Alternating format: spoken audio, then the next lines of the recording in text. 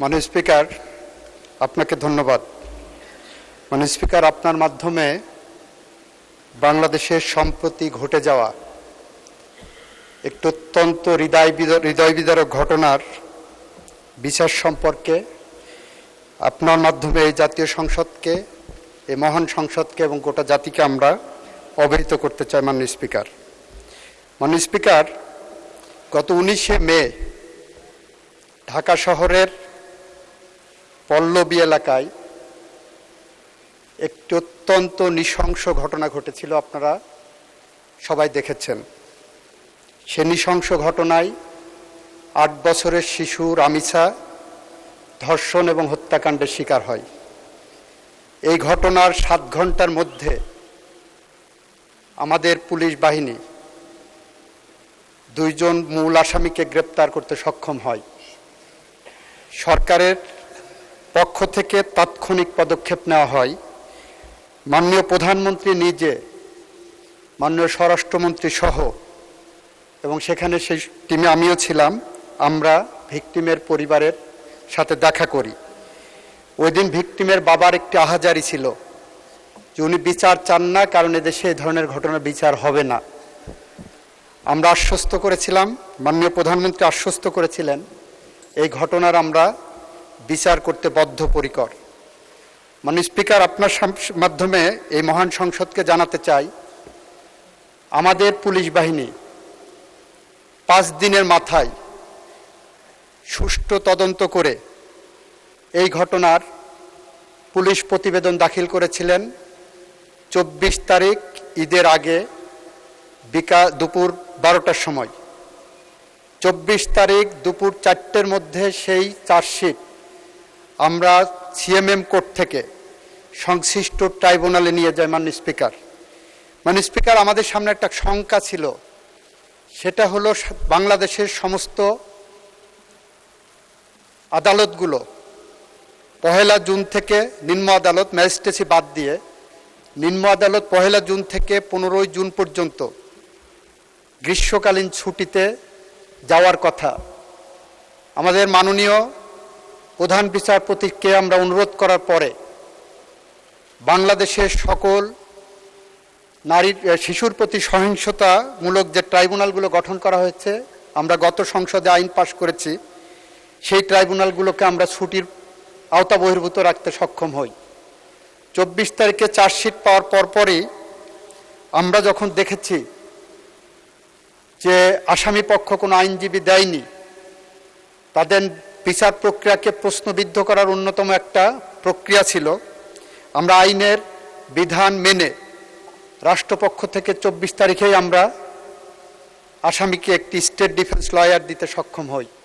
মাননীয় স্পিকার, 24 তারিখে ট্রাইব্যুনাল বসে 1 জুন, যেদিন প্রথম আদালত খুললেন, রোজার ছুটির, ঈদের ছুটির পরে 1 জুন চার্জ ফ্রেমিংয়ের জন্য রাখে। 1 জুন যথারীতি এই মামলার অভিযোগ গঠন করা হয়।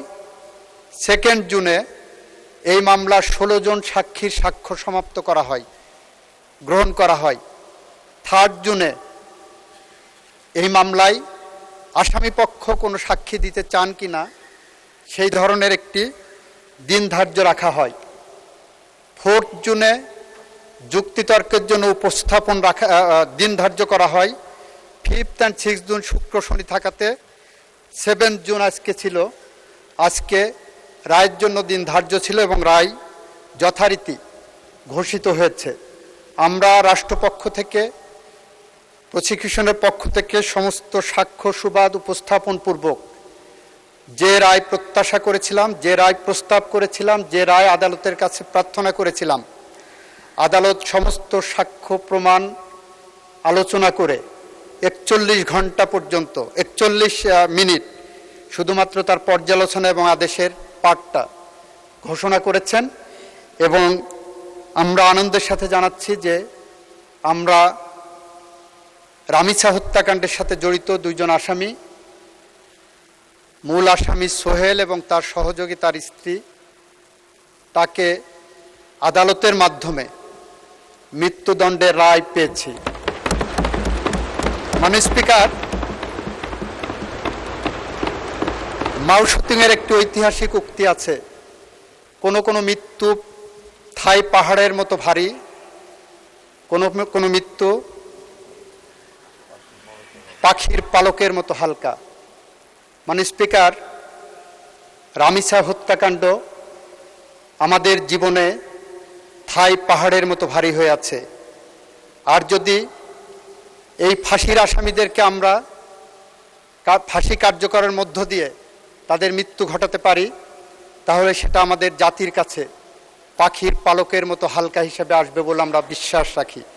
মানে স্পিকার, এটুকু ছিল আমাদের পক্ষ থেকে এই মহান জাতীয় সংসদ এবং জাতির কাছে আমাদের দেওয়া প্রতিশ্রুতি। সেদিন আমরা বলেছিলাম, আমাদেরকে যখন সাংবাদিকরা প্রশ্ন করেছিলেন রামিসার বাবা বিচার চান না, এ বিষয়ে আমাদের বক্তব্য কী, আমরা বলেছিলাম এর একমাত্র জবাব হবে তাকে সেই আস্থার জায়গা ফিরিয়ে দেওয়া। আজকে রামিসার বাবা বলেছেন এই বিচারে উনি সন্তুষ্ট, আমরা তার আস্থার জায়গা ফিরিয়ে দিতে পেরেছি। মাননীয় স্পিকার, আপনাকে ধন্যবাদ। ধন্যবাদ মাননীয় মন্ত্রী। মাননীয় সদস্যবৃন্দ, মাননীয় আইনমন্ত্রী, 300 বিধি হলো শর্ট স্ক্রিপ্ট। রামিসার বাবা কি বলল, আপনি আপনার বক্তব্য বলবেন, দ্যাটস অল। এত 300 বিধির বিবৃতি should be short and the final one. আর এখনো তো আরো অনেক বিচার বাকি আছে, আপনি আরো অ্যাড করতে চান? প্লিজ।